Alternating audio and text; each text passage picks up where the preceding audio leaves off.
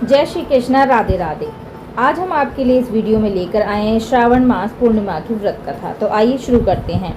एक समय की बात है जब यशोदा मैया ने भगवान श्री कृष्ण से कहा कि हे कृष्ण, तुम सारे संसार के उत्पन्न करता, पालनहार तथा संहार करता हो।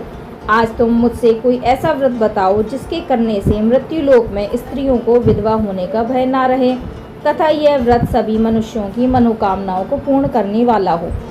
श्री कृष्ण कहने लगे कि माता, तुमने अति सुंदर प्रश्न किया है। मैं तुमसे ऐसे ही एक व्रत को विस्तार से कहता हूँ। सौभाग्य की प्राप्ति के लिए स्त्रियों को 32 पूर्णमासियों का व्रत करना चाहिए। इस व्रत को करने से उन्हें सौभाग्य की संपत्ति मिलती है।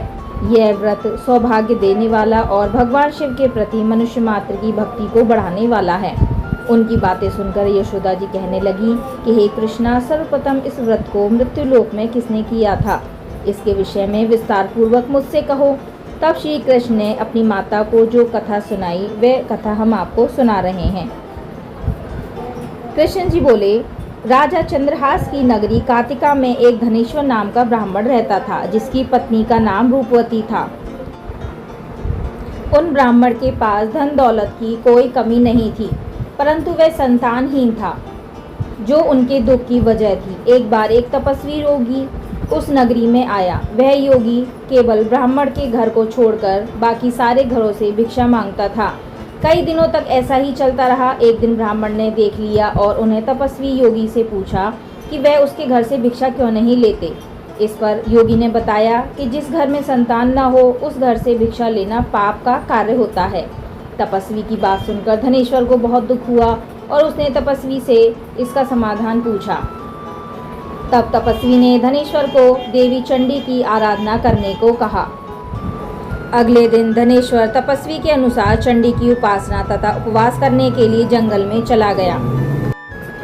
16 दिन के पश्चात देवी चंडी ने धनेश्वर को दर्शन दिए, जिसमें देवी माँ ने कहा कि शीघ्र ही तुम्हें पुत्र रत्न की प्राप्ति होगी, परंतु उसकी आयु केवल 16 वर्ष की होगी और उसके पश्चात उसकी मृत्यु हो जाएगी।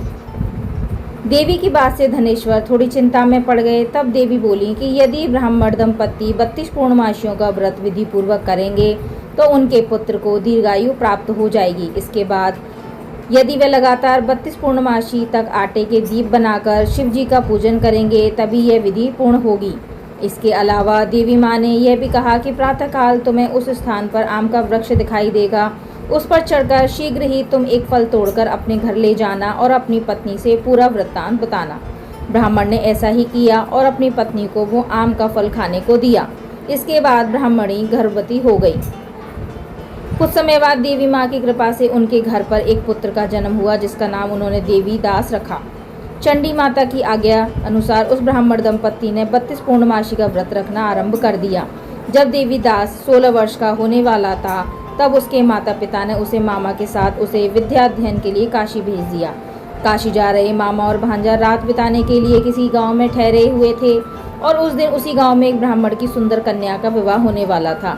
जिस धर्मशाला के अंदर वर और उसकी बारात ठहरी हुई थी, उसी धर्मशाला में देवीदास और उसके मामा भी ठहरे हुए थे।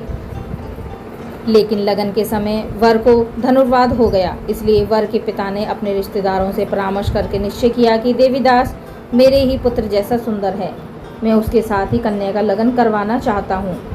वर के पिता ने देवीदास के मामा से ये बात बताई, जिस पर देवीदास के मामा राजी हो गए। विवाह के कुछ समय पश्चात जब काल देवीदास के प्राण लेने आया तब ब्राह्मण दंपति के व्रत के कारण देवीदास को कुछ नहीं हुआ और उसके ऊपर से संकट की घड़ी टल गई। उस वक्त से ऐसा कहा जाता है कि पूर्णिमा के दिन व्रत करने से व्यक्ति को हर प्रकार के संकट से मुक्ति मिल जाती है। अगर आपको यह पूर्णिमा से जुड़ी कथा पसंद आई हो तो अपने फैमिली फ्रेंड्स के साथ ज़रूर शेयर करें और पूर्णिमा के दिन यह कथा ज़रूर सुनें तथा सुनाएं। तो मैं मिलती हूँ आपको अगली वीडियो में अगली कथा या जानकारी के साथ। तब तक के लिए जय श्री राधे, जय श्री हरि विष्णु।